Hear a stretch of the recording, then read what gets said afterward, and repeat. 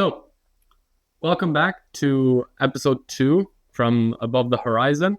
I'm Halver and this is Jasper, and today we want to talk about progress. We want to talk about human progress and cover some of the foundations of the concept and some ideas about how it works in the present and what we can imagine for the future. Yeah, it's very good to be back for the second episode now. The second take of the second episode, but I think it will be very, very good. No.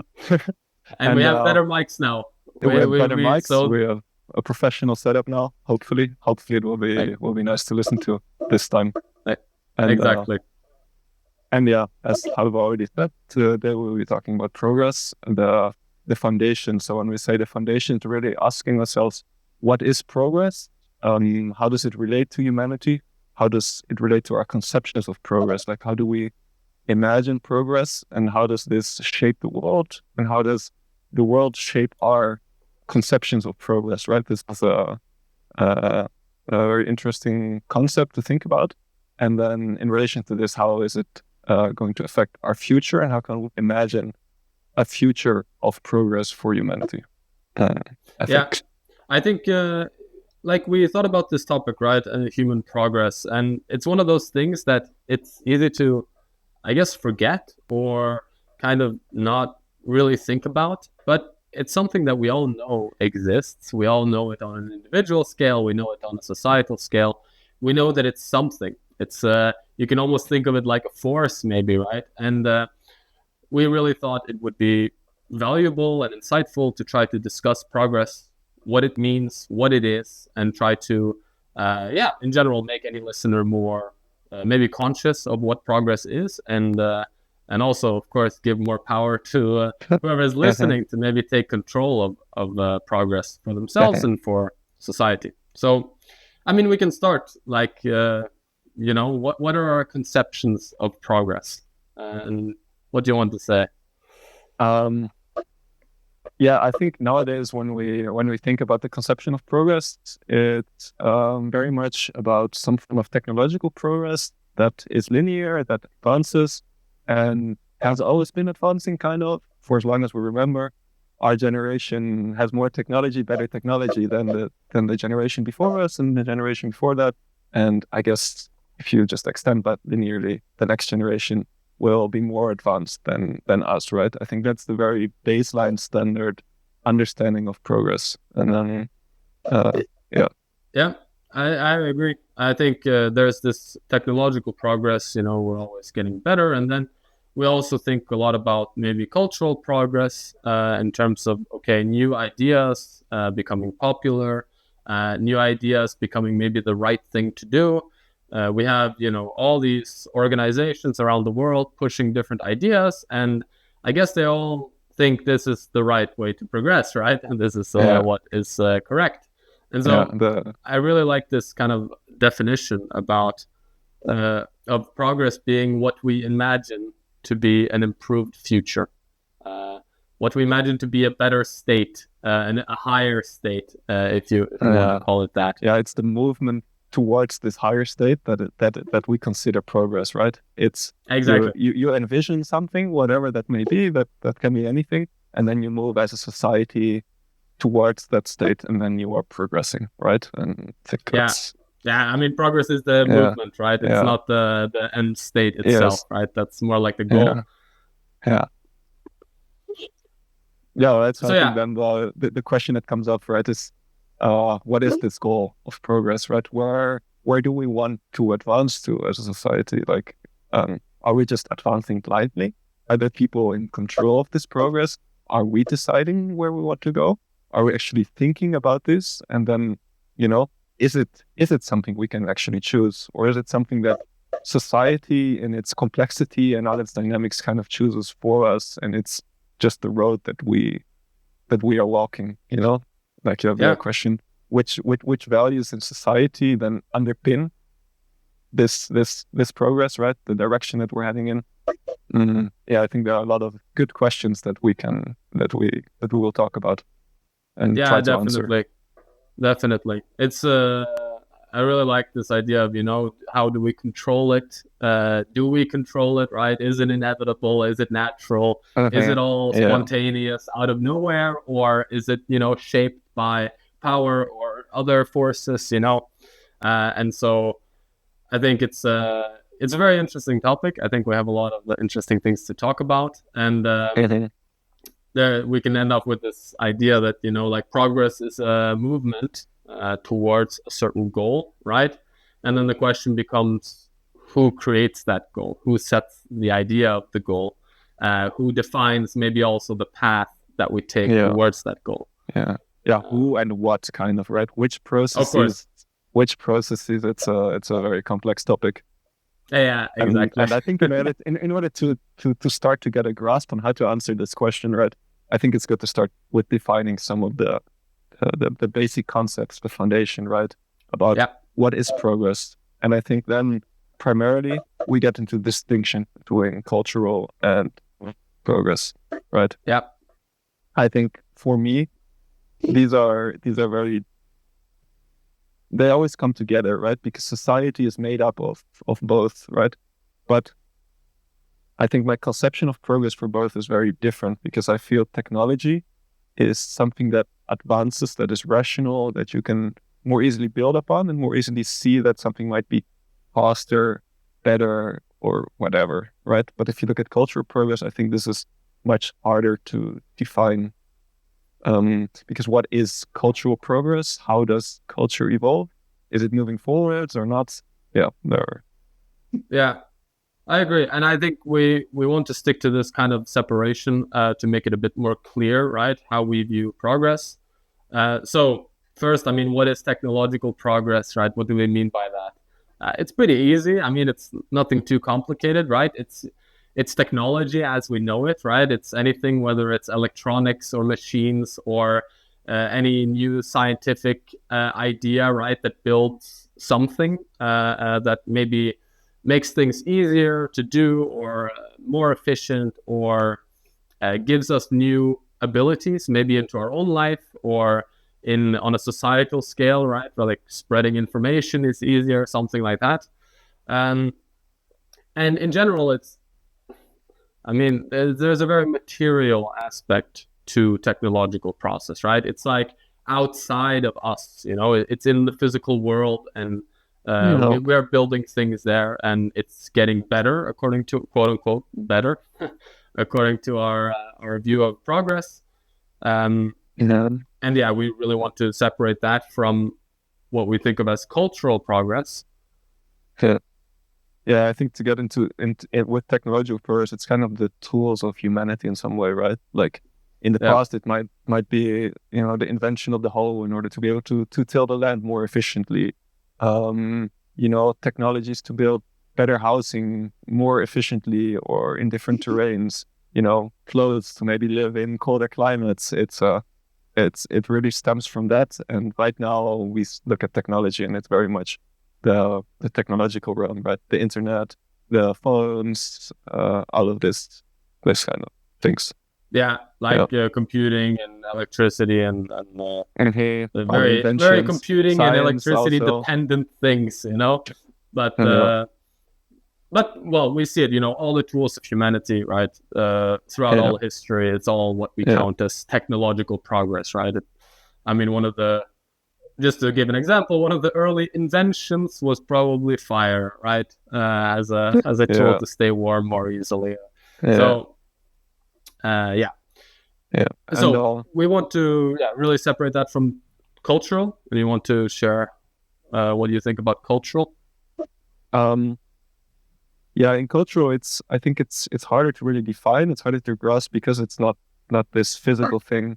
Right, it's something that in every society, in every human interaction that takes place, in every judgment, there's this inherent culture that's there, right, on which it's based. It's based upon what your parents thought and how you were raised in order to judge something, in order to decide what is good, what is bad,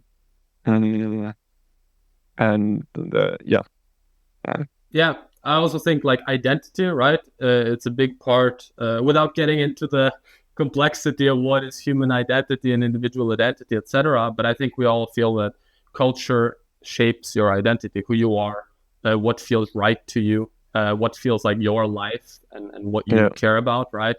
All of these things, whether they stem from the past and distant past, near past, family, broader culture, or even like, you know, modern the friend groups you have and the things you discuss and aspects like that. But in essence, the cultural progress relates to things that goes on in your head, right? Or in everyone's head to a certain degree. And our behaviors and the things we care about in a social manner. Yeah, it's all the things we share that are not physical, I think. All the things you share with your environment, with your neighbor, that are not physical.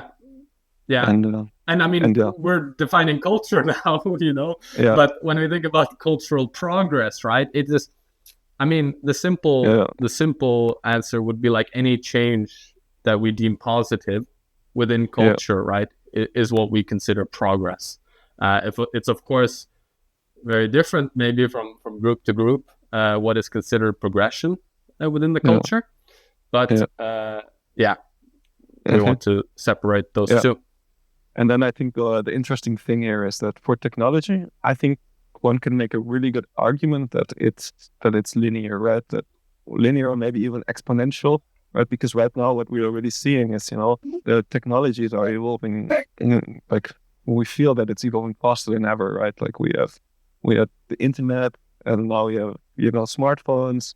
Like, you know, you had the telegraph, then you had the telephone, the smartphone, the smartwatch. What is next, right? This is such a fast evolution, and it feels like it's really going forward and pushing. Right. And I think in contrast to societal progress, I think it's way more a question: are we actually progressing, right? I think many people might argue that we are becoming more moral, and I think in certain senses we are. But I think if you look at a lot of societies, right, it's societies rise and fall. You have, I think as an example here, we have, you know, the Roman Empire. It rises, right? It builds society. It builds certain more moral constructs. Christianity rises, right? Then it falls again, and then after that you have a time of, often people say, darkness, or and then the Enlightenment comes, right? And then, we rediscover these values from even before the Roman Empire, right? Which it's like the Greek values, the old values, and then, you know, this destroys itself again in the modern world order as we know it. You know, you have the world wars that come. It kind of destroys everything again, and now you have the liberal democracies, right, that are building up. And there were many good values. We saw this as something great, as the building of the end of history. You know, as this was the thing, and now we see that society is again splitting itself apart, right? We see more division. More division in groups in society, and it's a question of, are we in a positive cycle? Are we in a negative cycle? Where are we exactly? I mean, lots of key points in there, right? It's but it's really crucial, I think, to really consider this.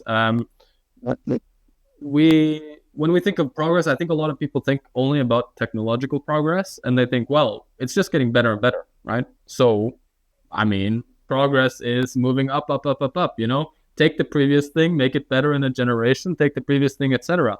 And if we look at technology, there's good argument that this is the case, right? I mean, you don't have to be a genius to look back at history and see the evolution in technology, and you can argue that it's quote unquote better, but at least, you know, more progressed. But when it comes to culture, you know, when is better? When is best? You know, when was culture at its highest? Maybe it's going up and down, up and down. Maybe it differs looking at different areas of the world. And like you mentioned about finding again, like re-finding old values, right? I mean, that in itself kind of shows that culture maybe not is as linear as technology, even though I do feel that in the modern world, maybe especially the Western world, there is this sense that we are, like you said, progressing towards end of history, right? We're fully evolved culturally, right? It was the concept, right? The famous saying by Foucault, Fukuyama, I don't know, it was I think in Japanese, the end of history, right? We've reached it. There will be no more wars. We are moral now. We have grown up.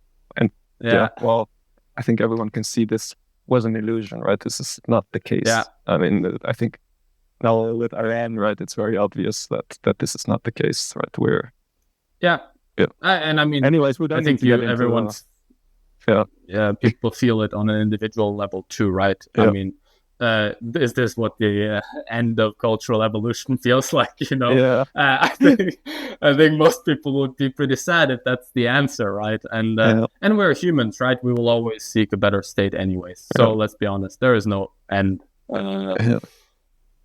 And I think with regards to this technological progress, where society is very questionable if we are evolving, right? If it's stagnating or whatever, right? If it's not exponentially accelerating, but technology is exponentially accelerating, you achieve this fundamental imbalance of powers, right? We have so much power in the physical world. We can do so much. An individual, if he is on top of these machines, right, it can empower him so much. But it's the question of empowering what, right? Is it empowering wisdom that we have earned as a human together, or is it and I think it's interesting to think about, right? Can a culture handle technological power, right? And also, I just quickly, before we mention that, I want to just share the idea that we think about technological progress as always getting better and better, right? And going up and up and up. But we shouldn't be blind to the idea that we're still choosing a path of going up, right? We're still kind of selecting what do we focus on? What is this idea? Like, sure, everything is getting better generation after generation. It's getting more evolved, more advanced technologically. But we can still choose whether we are, optimizing for flying cars or optimizing for electric cars, right? Like these are choices we can make. I'm not saying flying cars isn't easy. in much more depth, right? Into the reasons why we are choosing a certain idea of progress instead of one other, right? Exactly. Because it's very much, it's like a tree of choices, and I think it's theoretically possible to choose a different future, right? And then the question is, how can that go into practice? And just back to the point about maybe cultural wisdom, right, is needed for technology. Are we, is technology outpacing us right now? I think there an argument for that. It's the apprentice wizard who learns spells that he shouldn't have access to yet, Exactly. He looks in the secret chambers of the master wizard who has so much experience and whatever, and exactly. And then he uses a spell and he uses it to blow out the world, and it's like it's a great example. All the stories tell us this, right? You know, don't go for the advanced spells yet. You're not ready for it. You can't handle it. It'll fire back on you. So which then we get into the individual, right? I think then you can ask the question: is it possible to advance society and technology in a proper way if the individual person is not advancing, right?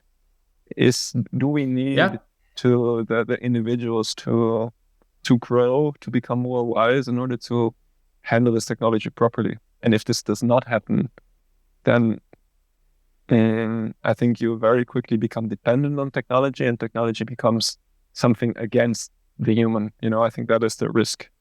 I mean, it's interesting to think about what makes you feel progression, in your own life, right? I think everyone feels they have made progress in certain aspects of their life throughout their life, right? And then it's good to ask yourself, what made me feel like this is progress? What made me not feel like this is progress? And I think we thought about an obvious example is comparing yourself to people around you or your family, right? You might compare yourself to your parents. You might compare yourself to your closest friends, right? And And maybe you think, I don't know, it's all relative. Like if I'm doing the same as them, I'm not progressing. Maybe you do think that even if I do the same, I am progressing, right? Maybe you have your own dreams of what would be an improved life, and anything towards that is progress. Nothing else matters, you know? Maybe you're highly dependent on societal context as well for... I think everyone is, you know, very fundamentally the environment fundamentally shapes what kind of human beings you get and how the human being evolves. And it's a two-way thing, you know, and then the individual again shapes the environment and shapes society as a whole. Yeah, it's a good question, right? Like, is cultural progress just the sum of individual progress? Yes. Yeah. Yeah, it's... Do you think it is? I mean, I think for a healthy society, maybe. I think you can also you can build many societies, different kinds of societies, right? You can build societies with authority where people from the top hand down morals or things, positive or negative ways down below, and say this is how you should act in order to live a fulfilled life. I don't know. That's interesting, kind though. Of from the top down. Or it's from the bottom up, and you have the individuals who themselves understand why they are doing things, right? And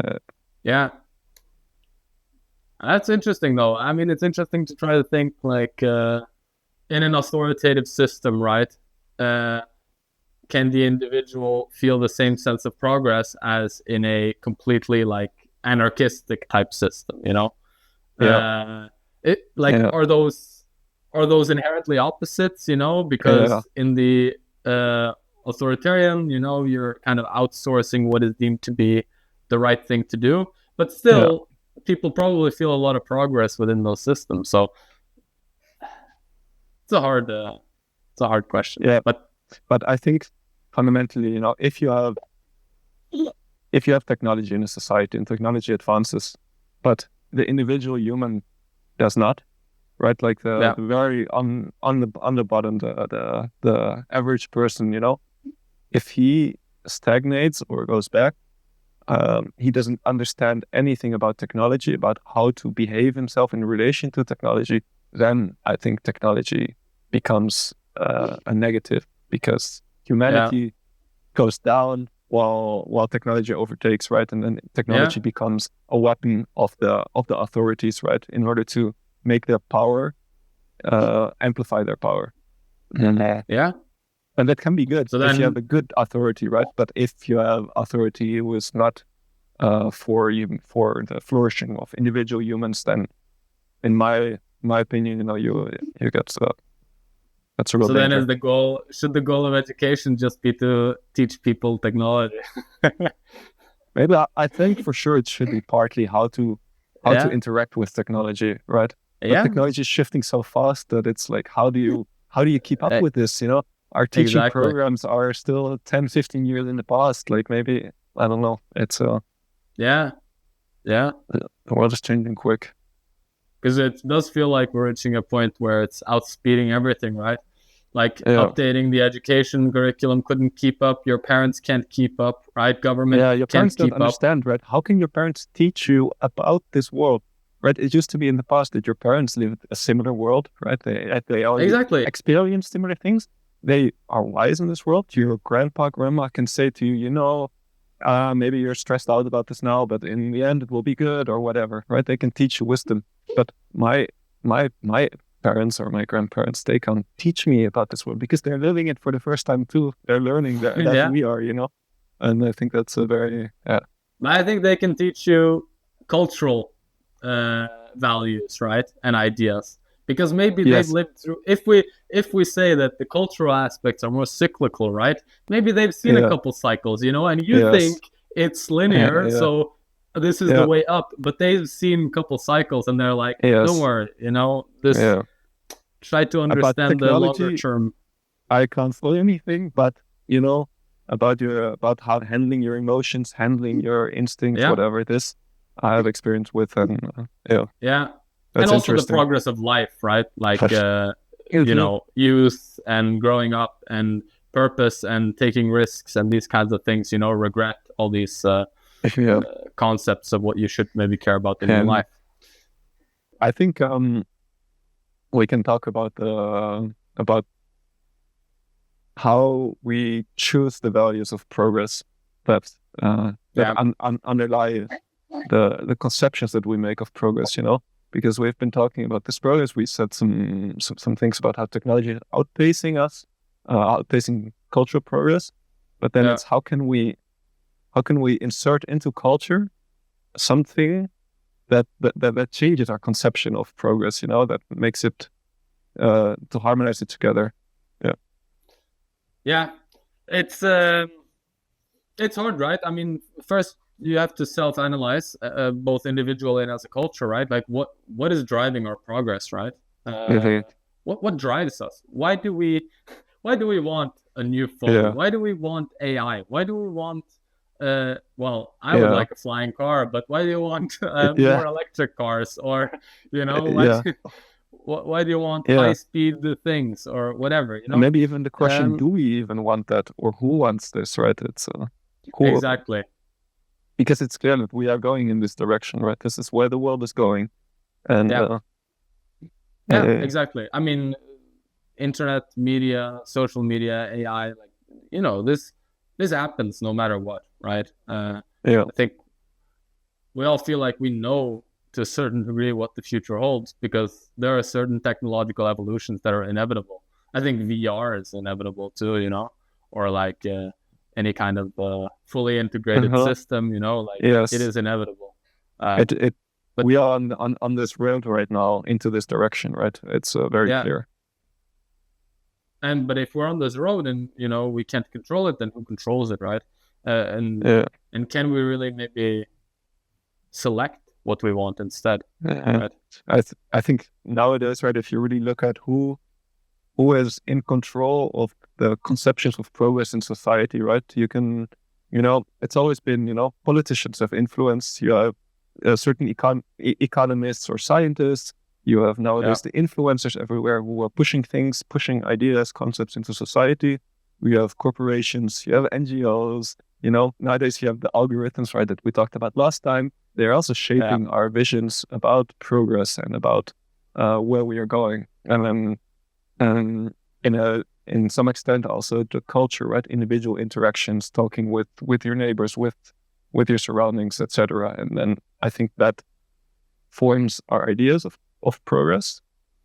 And then you have the physical action, right, of progress. Where is the money flowing? Because I think in our society, progress goes where the money flows, right? So the real act is on progress, not the conception of progress, but the active progress is money, right?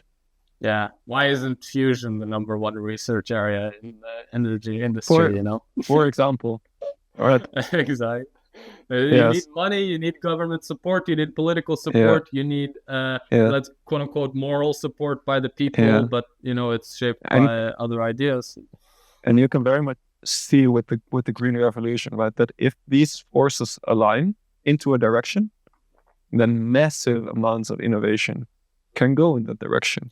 Right? It's we wanted that, or the vision was put forward that this is where we're going, right? And once that idea formed, we went there, right? Did we go there though, or did like powerful organizations or money go there and then? Yeah, very much the question, right? And I think that comes back to all these things, right? Who really formed this, right? I think it's the influencers, it's the politicians, it's the marketing firms, it's the algorithms. I agree. And I think, this, like, I don't want to go too deep into this topic right now, but there's this general sense of, right, how individual are you? How independent are your ideas, your thinking, your desires, your goals, right? And it feels like now we live in this information revolution, whatever you want to call it, right? And progressively, a larger percent of the information you consume comes from these external sources that are, driven by big power, right? Like whether it's media or news or politicians or other organizations, whatever you consume, right? And if your identity just becomes kind of the, combination of that, then you're also leaving maybe your envisioning of the future, the ideas of things that matter, of what you should care about, to those powers. And that matter to you, your family, your friends, your community, right? Yeah. Because a lot of these ideas about progress are very much, well, they are global ideas, right? They are across borders, they are across countries, they are across continents. And it's, is that your conception, or is that something that comes from outside and that you adopt, right? And I think you're always adopting ideas, but in this case, is this idea going to improve your life, or is it a bigger thing, right? That's a good question to ask, right? Like, okay, sure, ideas come from outside, but is this an idea that's going to be good for you? Is it going to improve your life? And to be honest, I mean, you can be some people are very altruistic, fair enough, but I don't think the majority are that altruistic. And if the question is, what would you rather have? Something that improves your life, or something that theoretically improves some statistic out there, some measurement? And I like this thing, what you said about altruism, because it's, there's some form of altruism.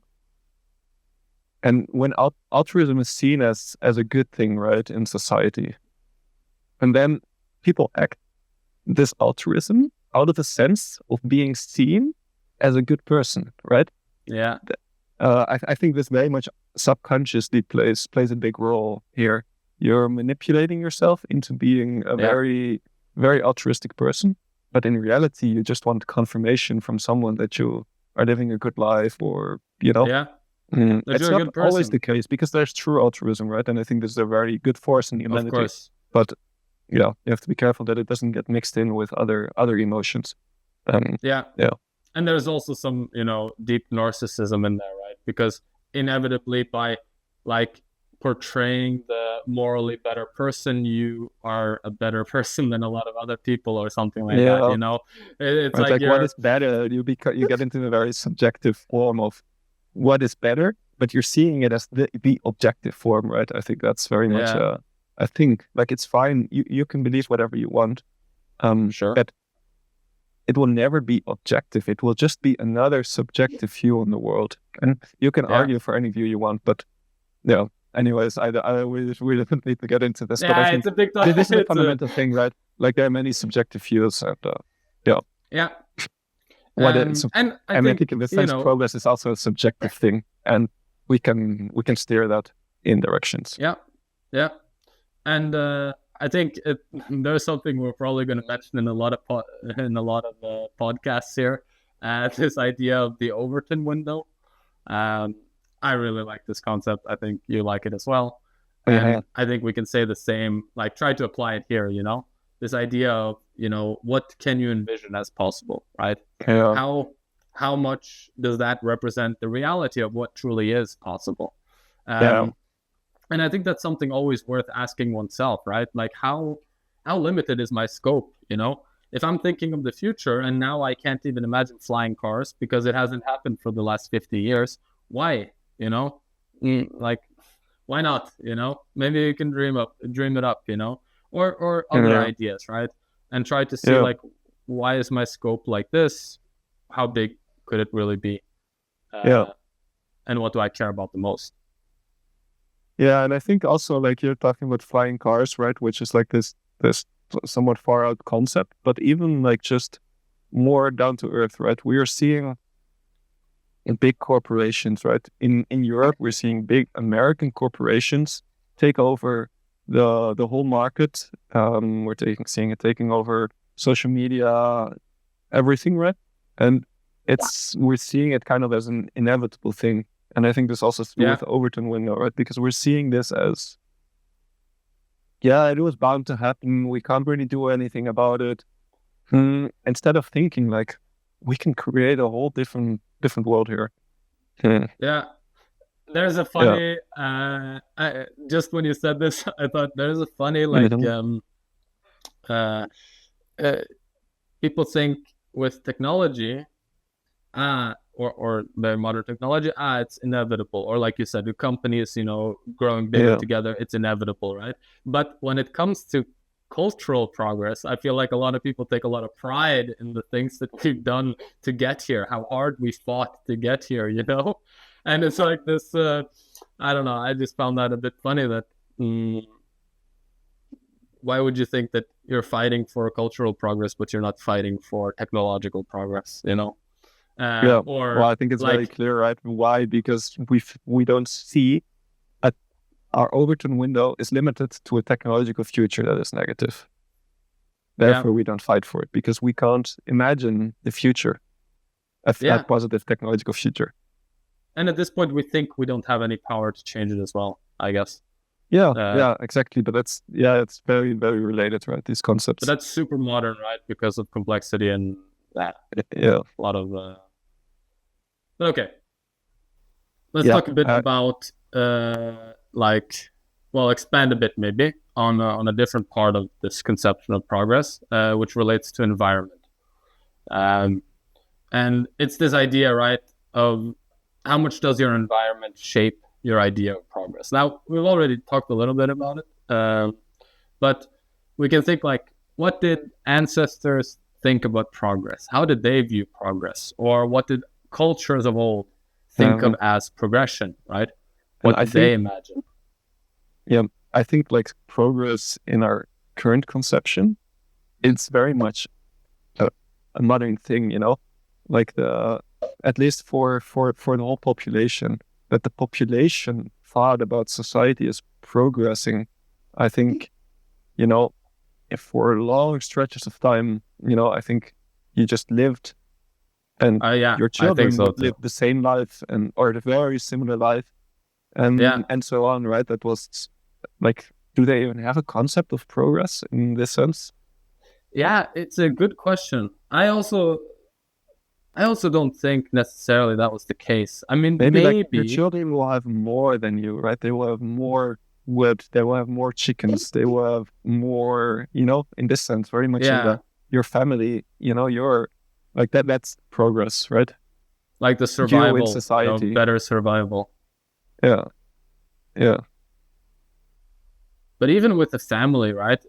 I think it was mostly stable, right? Maybe your family had a farm for 200 years, but you never really increased the size of the farm, You just kind of lived and harvested and lived through the years, and raised children, had a family.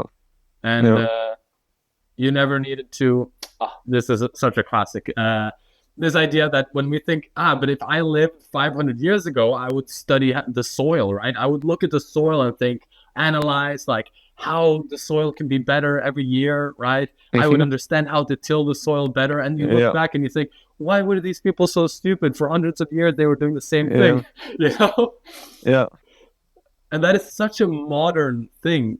Realistic. I mean, you can look from the facts of what happened. Yeah, I think this also has to do with, because we've progressed so much, because society has gotten so advanced.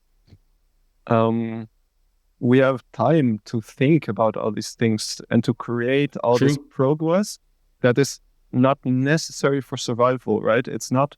We're not progressing because we're progressing because we want more, we want faster, we want, it's a very different concept, I think, from survival and from having your children living a better life than you.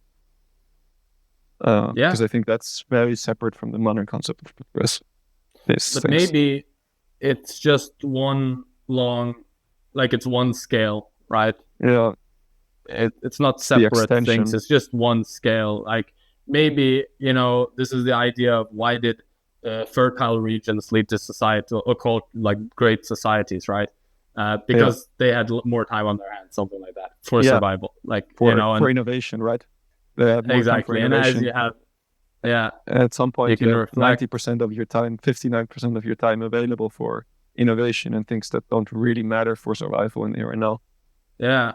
Just exploring curiosities as well, right? Interests and random things and exploration of the world, right? These things that if you're forced to live for survival 24/7, you just don't have the time. Yeah, I think this relates to a very interesting concept, right? We have all this material progress, and because of this material progress, we are not. But the force of survival doesn't really act on us directly anymore. It takes much longer before a false theory or something that's not really progressing society in the survival sense before that gets answered by nature, right? So it's like material progression. It allows for intellectual regression, right? Yeah. I agree. I think it's such a. It's this. I don't know how to perfectly put together the concept, but I mean, I think everyone understands it. I noted down this metaphor at least, right? That if you have a gigantic, like, you have to make a decision, right? You are either sailing into a storm or you're not sailing into a storm. And in one situation, you have a gigantic, powerful, modern ship. And in the other one, you're in a rowboat, right?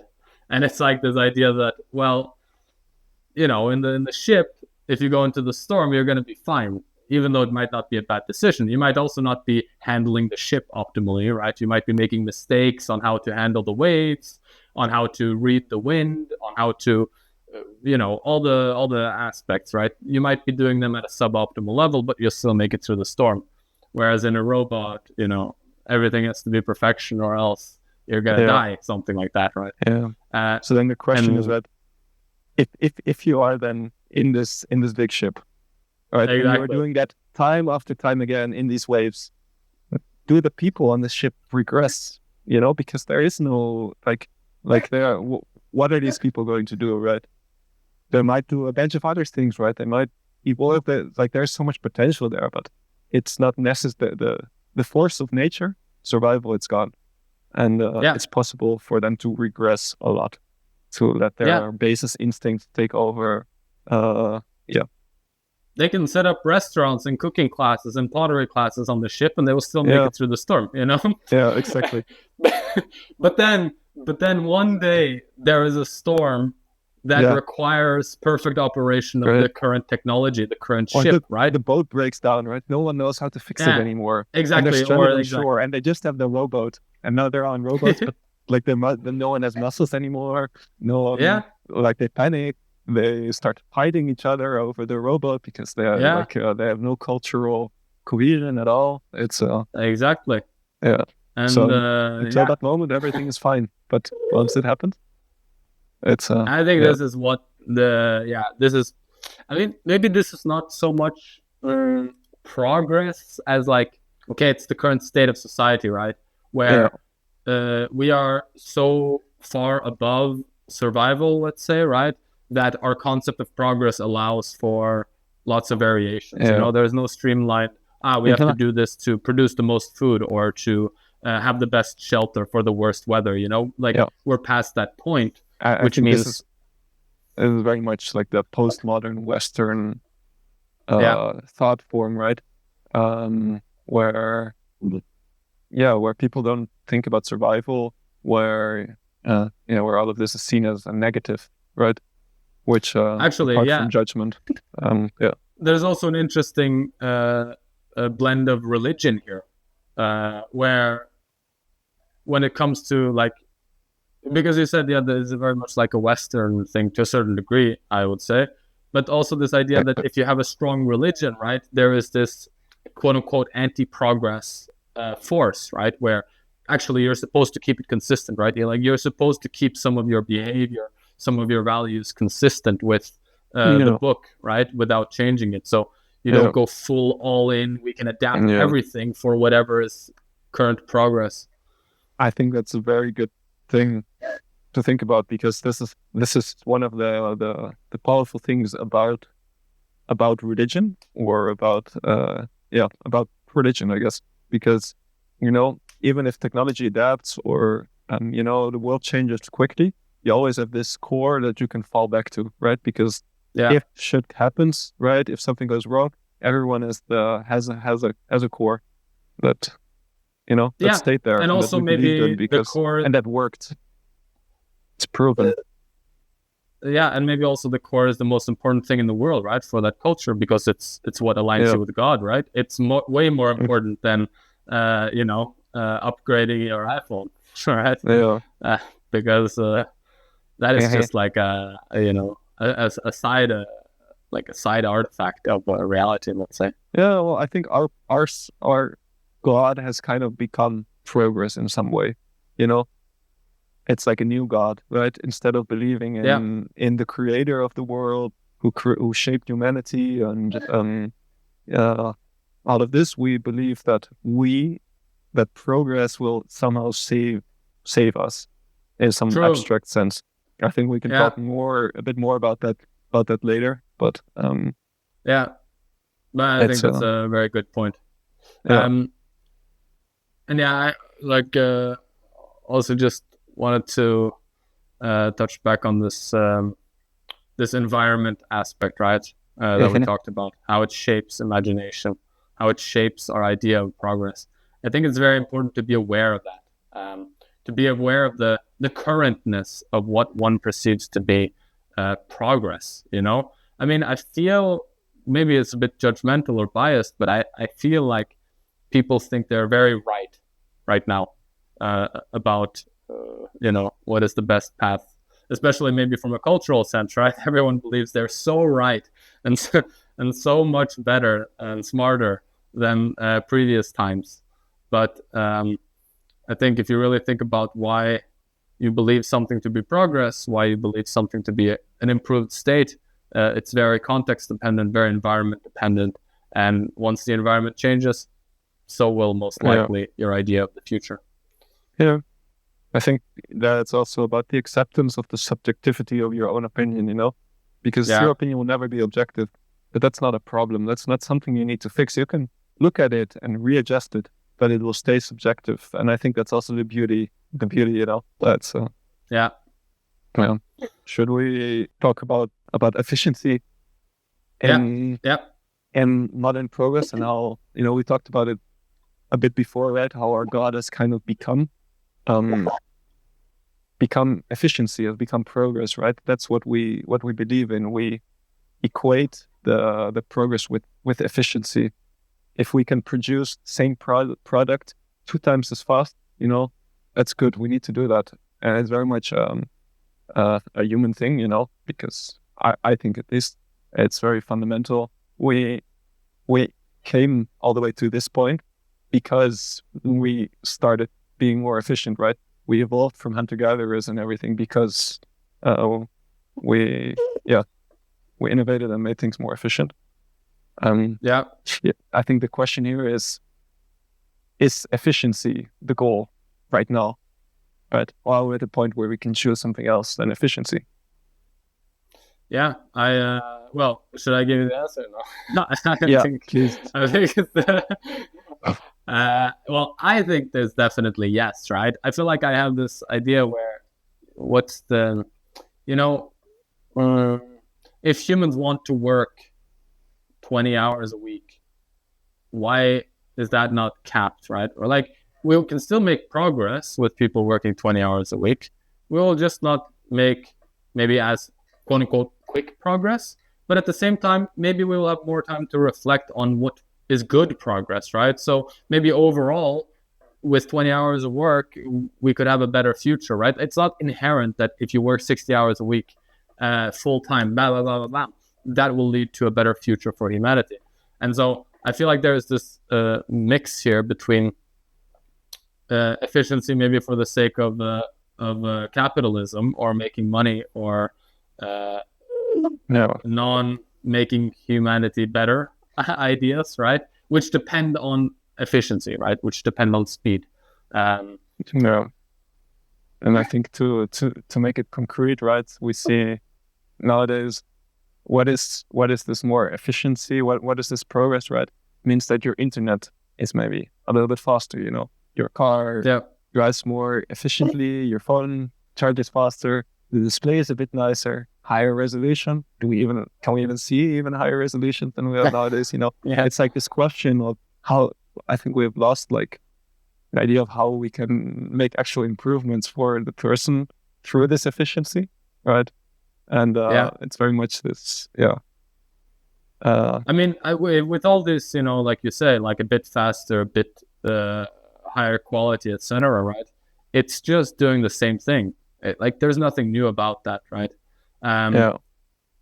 It's just continuation on the same path. And then I feel like obviously efficiency becomes the driver, because there is nothing creative. There is no creative need with regards to where to progress, right? Like, you need a smaller chip. You need a faster screen, right? You need to push a few extra pixels on the screen, right? Yeah.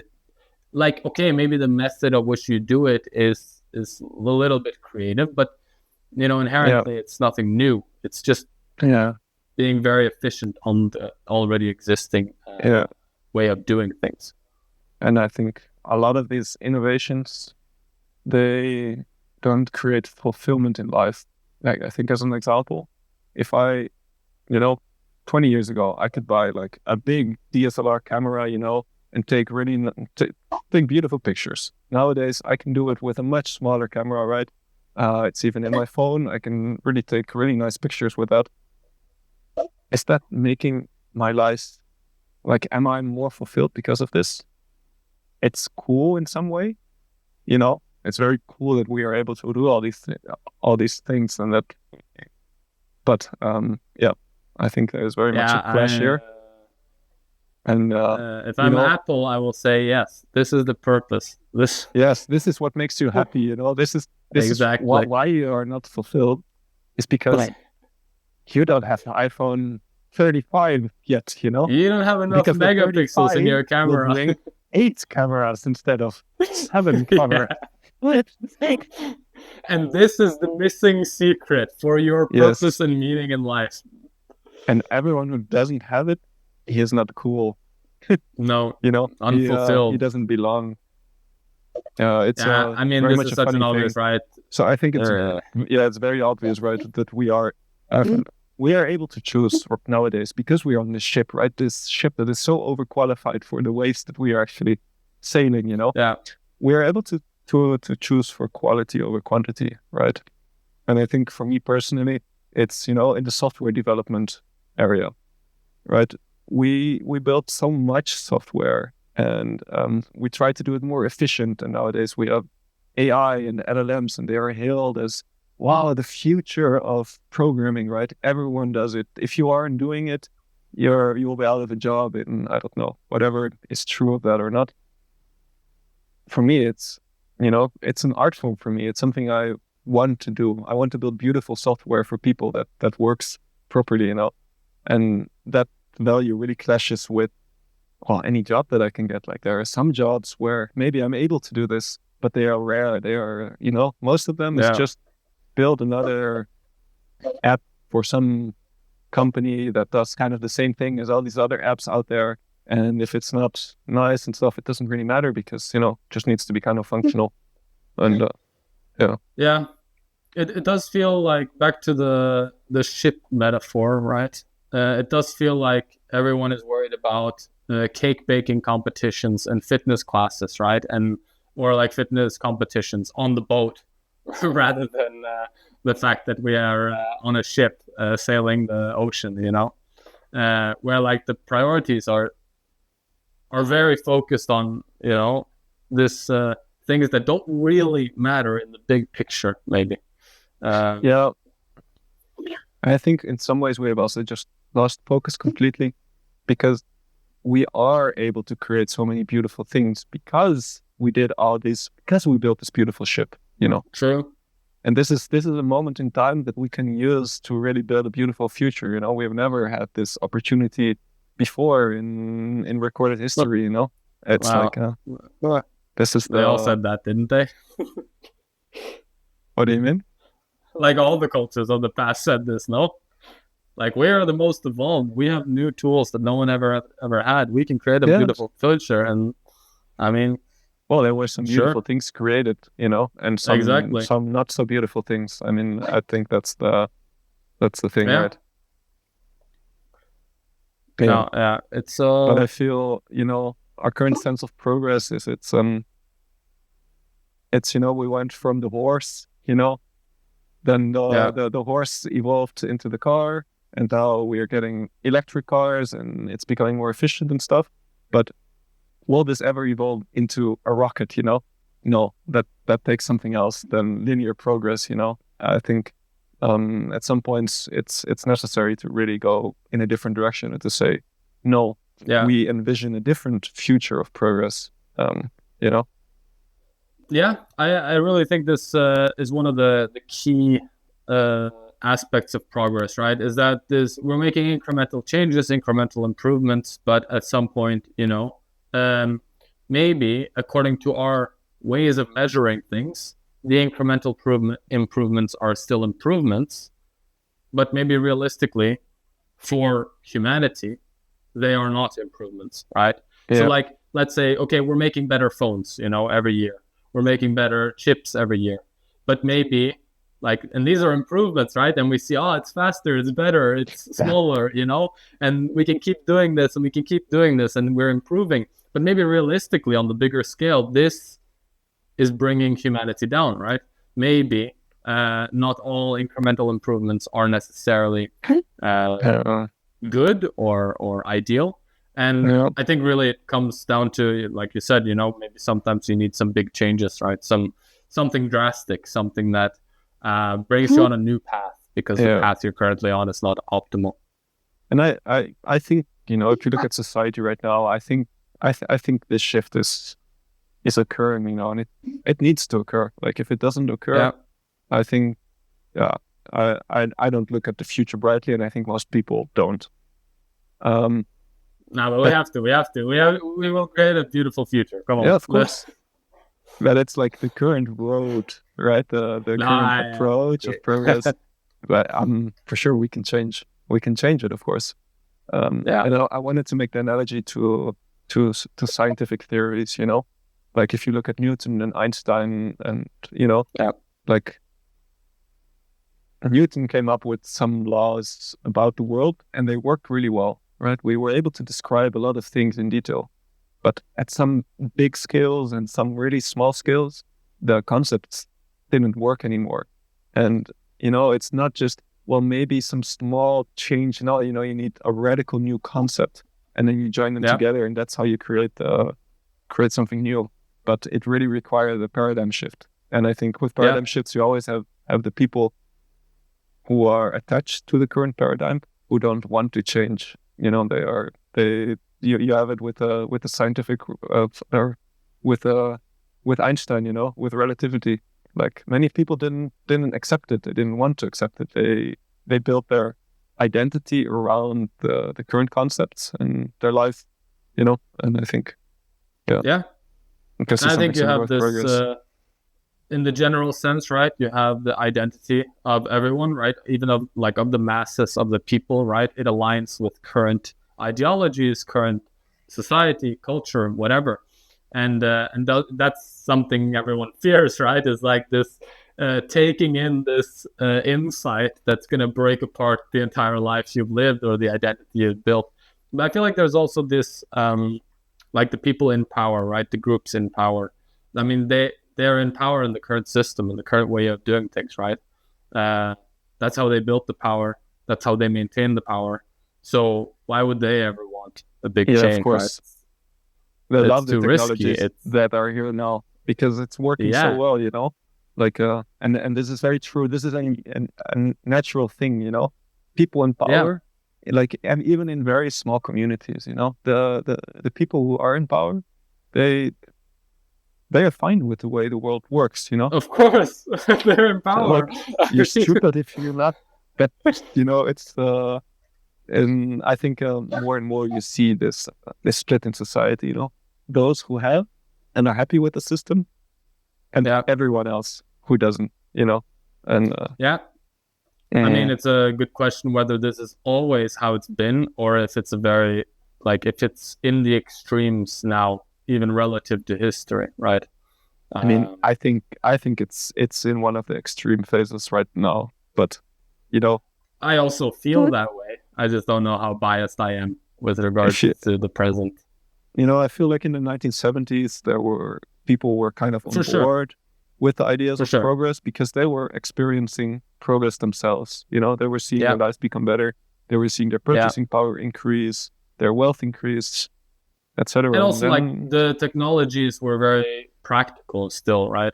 It was like the washing machine and the dishwasher and, vacuum cleaners. And okay, maybe vacuum cleaners are older than mid 1900s, but like practical inventions that gave you more free time, right? Or yeah, like the airplane was invented and kind of became commercial, so now you yeah, can travel the world, right? Like yeah, but the yeah, last 20, 30 years with IT and yeah. everything, I mean, And we're seeing housing crisis all across the world. We're seeing yeah, purchasing power declining. We're seeing stress levels going up. There are lots of renting is the default. People don't yeah, people don't own like own. wealth anymore. Mhm. And I think this just makes people unhappy, and people are not on board with a society with the current conception of progress and this efficiency and stuff because they see that making my life better. You know. Yeah. Yeah, I mean, you can think about, okay, we invented the internet so that you can scroll a feed 3 hours a day with temporary dopamine hits, right? Yeah. Is that like, if you thought, 100 years ago, okay, do you want this future as a progress for humanity or not, right? And then it's Yeah. like, well, obviously this is not the best use of the technology. Yeah. I think I would like to talk also a bit about this ideology of technological improvement and where it really comes from. The technocratic thought, the thought of accelerationism. Where it's like where this is seen as a good thing. And I think um they see like this kind of thought form sees a lot of the inherent uh aspects of human nature as flawed. It's Yeah. humanity has a lot of things that are seen as bad. You have in-group out-group bias. People can be very emotional in how they make decisions. You have a lot of short-term thinking, right? Like we said it before. It's the people in power, they are fine with society the way it is because it worked for them, right? And lots Yeah. of these things. And it's the belief that, technology can be better than that. Technology can fix these flaws in humanity. And therefore, we need to push for this future, even if maybe right now it makes humanity less happy or something like that. I think this is where the thought really comes from. And Yeah. anything It's to an add on that? interesting, yeah, just since we just mentioned like the, dishwasher or washing machine or things that are very practical, right? Versus things that don't necessarily fix practical issues in the same way, right? I mean, they almost invent issues because humanity is not good enough, something like that, and we need technology to fix it. Yeah, Like you don't need to communicate in half a second across the entire world. That's not yeah, a survival need you have. That is a societal need that's been created in order to maybe optimize markets or efficiency, whatever else. Um, and yeah, I feel like these non-practical things, at least, touch very much on what you're talking about, right? About um, trying to fix flaws of humanity, flaws of nature, something like that. Um, because there still are. It's not like all technology is bad, right? It's like no, for sure not, right? But it's this belief that I think where technology becomes a thing in and of itself that stands yeah, separate from humanity, and that stands separate. That almost says that humanity is bad, and then technology becomes this goal and self-improving thing. yeah, And it's the idea where um, you know AI improves itself. There's the self-improvement cycle, and at some point, AI improves itself without even needing humans in the loop anymore. And yeah, that's where it leads in very extreme forms, right? This is not like this is like most people don't think about this, but this is I think very much a danger if you want a human future. If you want a future where yeah, humans prosper in diversity and in individual things, and you cannot do that without the inherent human flaws, because they are part of us. Yeah. And, I also really don't like this idea of, human flaws. It's like, yes, okay, humans can be bad, can be good, but it's all dependent on your moral framework, right? How you think about humanity. If you think that in-group and out-group biases or emotional decision-making is bad, and it's just a natural part of humanity that exists and you will never remove, then, well, you're seeking a solution that like either destroys part of humanity or disregards part of humanity, or like you're inevitably, I mean, if you say that, we need a government, it's a big decision-making situation. Humans are emotional in decision-making and they have a lot of biases against others. So we should just let machines do all the decision-making because they're perfectly reasonable and logical, right? It's like, perfect, fixed. The world is fixed. Yeah. But please, I want to be part of this, Like, I don't care then if the decision making is not optimal according to your measurements. No. It has to be human, right? It has to be part of us. I very much agree with that. It's such a dangerous way of thinking, right? With these flaws. And I just thought of another example, right? Which is that this I don't know what's artificial insemination and embryos and like probably breeding, human babies in like a little DNA, cage eventually. Genome editing. Gene editing, exactly. Like taking out the human of the equation of a naturally human process, right? These things, it's like it's kind of such sick a dangerous in a way, thing. right? Like I think there's a future where you can go there.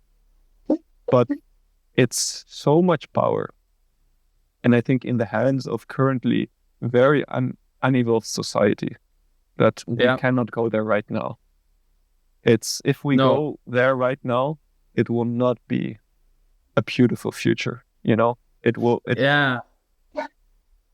I think there is something to like, we would almost need to first see how bad it is if we just let technology do its thing without humanity truly involved, like human like nature, values, right? Like they have to be very, very strongly integrated into technological evolution for it to work, right? For it to be a better future.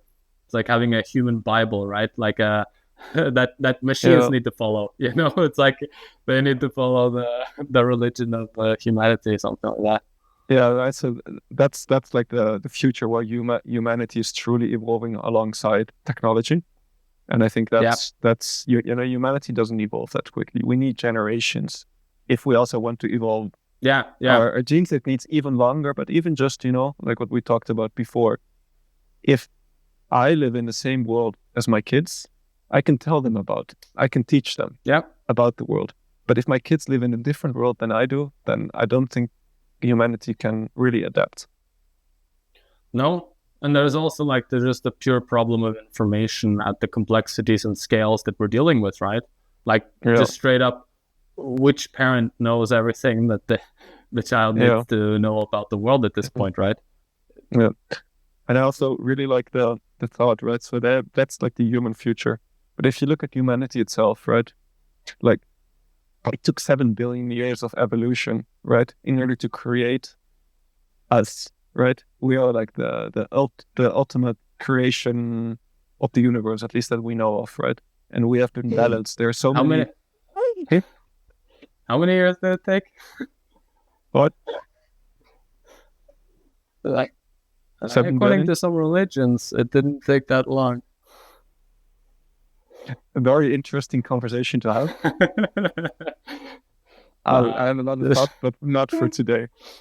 No, I think religion I think religion really talks about the psychological evolution of humanity. It doesn't talk so much about the earthly evolution of humanity, right? If we look at the or of the world, right?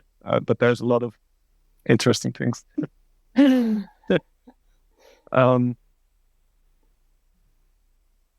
Right. Sorry, it took so long your... for I'm back now. it took so long to create us, and we have so many systems in us that have been proven over time. There's so many subsystems of the psyche of our body that worked and that were created in a balanced way, right? These in-group, out-group systems are not just flaws; they evolved there for a very good reason, And I think as creating technology, we should have the same amount of respect for this technology that we create, where it's like, we need to truly think things through, and we can't just go with our first thing. We discovered LLMs. Let's make them as big as possible and as efficient as possible, and let's push it into the future right now, and then let's see what happens, right? I think that's not a way to create a future. That's a way to let future, I don't know. Yeah. I agree. And I also think, like, not just for technological development, but also for, like, how do we live as a society? What are our values? What is the ideology that rules our world, right? Or our group? I mean, I think that has to really integrate the things that are natural about humans, the things that are inherent in us, right? Don't try to disregard the things that are innate in all humans. Like, why would you? And you can't. I think that's the main thing. You cannot. Yeah. If you I feel like people think they can, Yeah, I think that's the illusion, right? That you can just repress those things, but you have to integrate them. That's the thing. Yeah. That's a very different thing, right? With repression, you think, I'm not thinking about that anymore. And with integration, you're like, I accept that as a part of me, right? I'm not afraid of it. I'm not pushing it. I'm not afraid of my inherent in-group, out-group bias, I know it's there. No. And therefore, I limit it in certain ways where I think this is truly disastrous for society and for, but I don't limit it in its totality, right? Because I think then you throw the baby out with the bathwater. Mm-hmm. Yeah. I think it's important to, to be honest, I think we are bound to, if we talk about some cyclical cultural progress, right, then we're bound to go back there. We're bound to reach a point where we are disregarding our nature too strongly, and so that will result in some breaking point, some explosion of something, some disaster of one sort of another, and then we will realize, we will have to return to this, okay, let's start with the basics. Who are we? What and how do we maybe integrate that into the new environment that we have? It's how progress is then in the end cyclical in some ways, right? It's just the returning back to some things, some lessons that we have not learned as a collective, and we have to learn them again.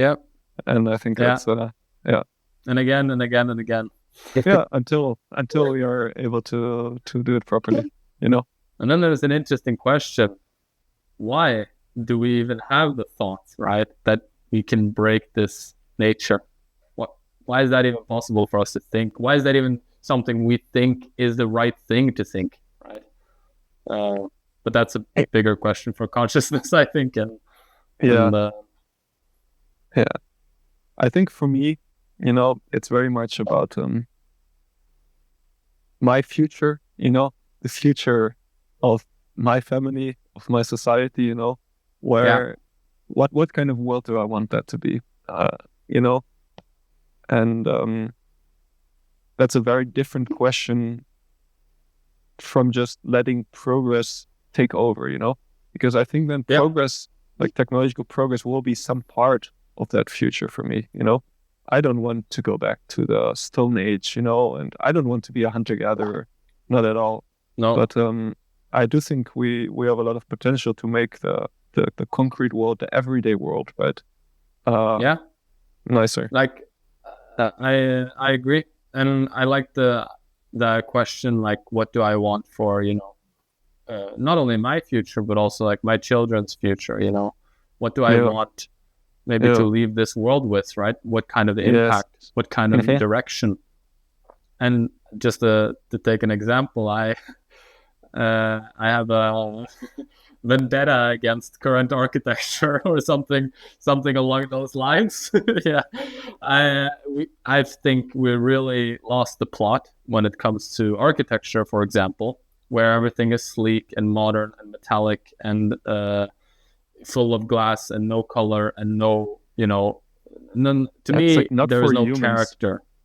Yeah, it's not made for humans to feel good inside. Like, many old buildings, it's like you go there and you're like, it's alive, it lives with me, it's for humans. And it has a soul, right? Like there, the culture is imprinted on it. The people who built it are there, Yeah.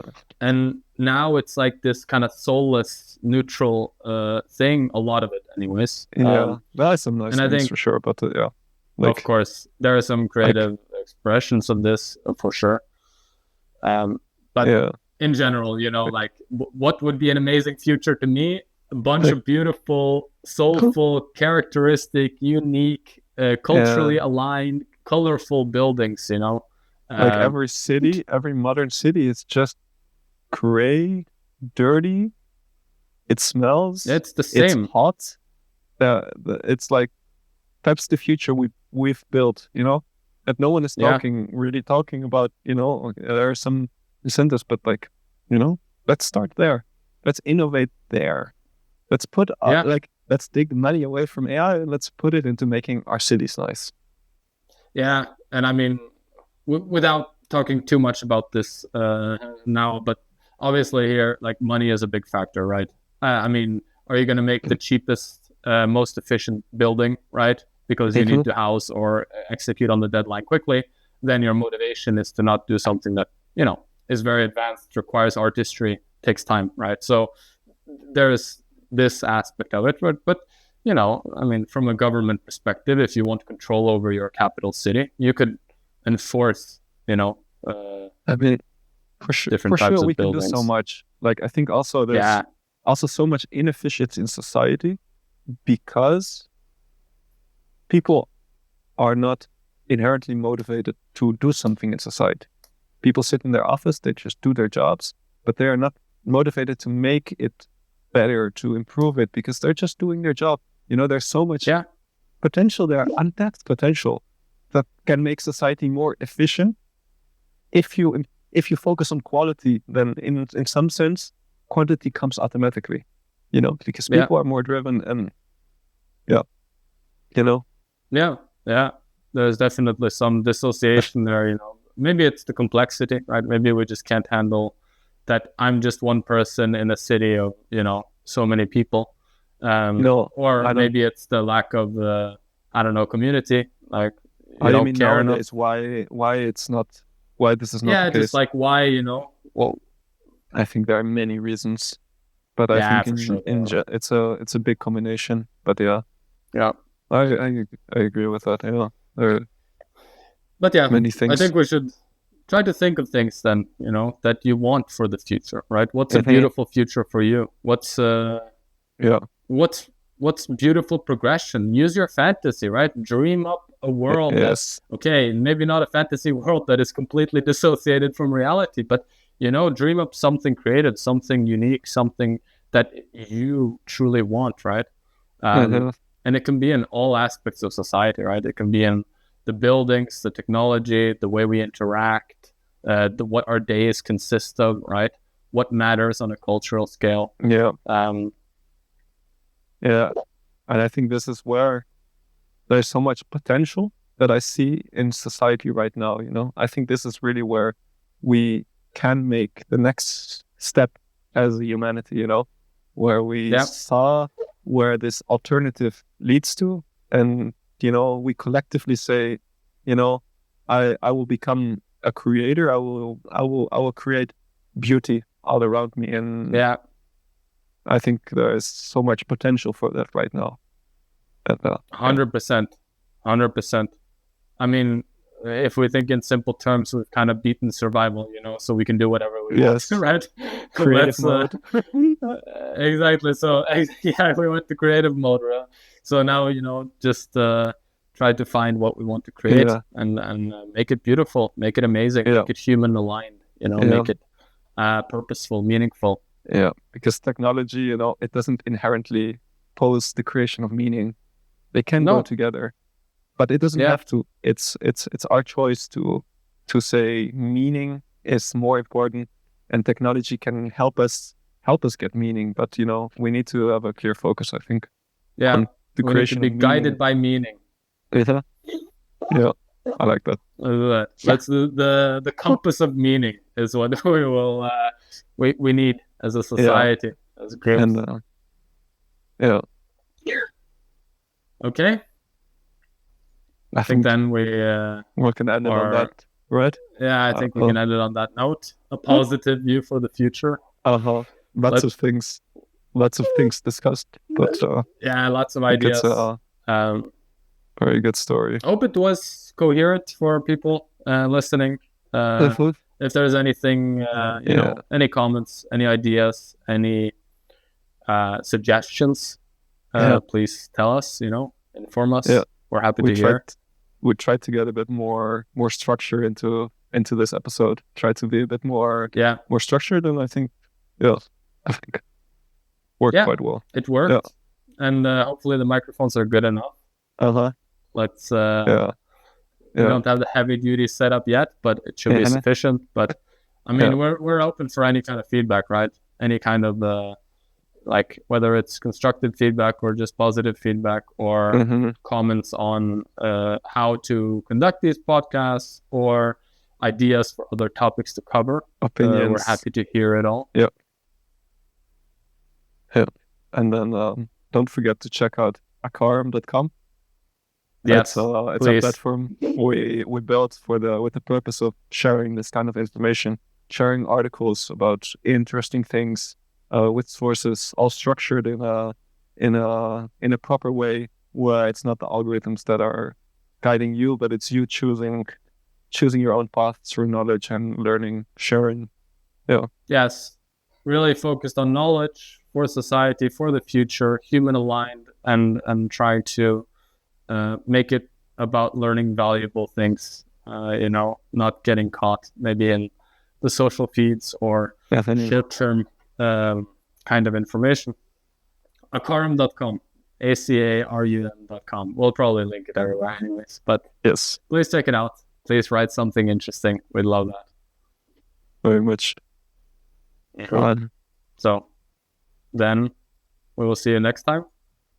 Who knows what the topic will be next time? Something exciting, something interesting. We don't know yet, I think, but it will be something interesting. Another big idea. Okay. Discussed in the best way possible, right? Of course. Structured. Of course. Interesting. Always.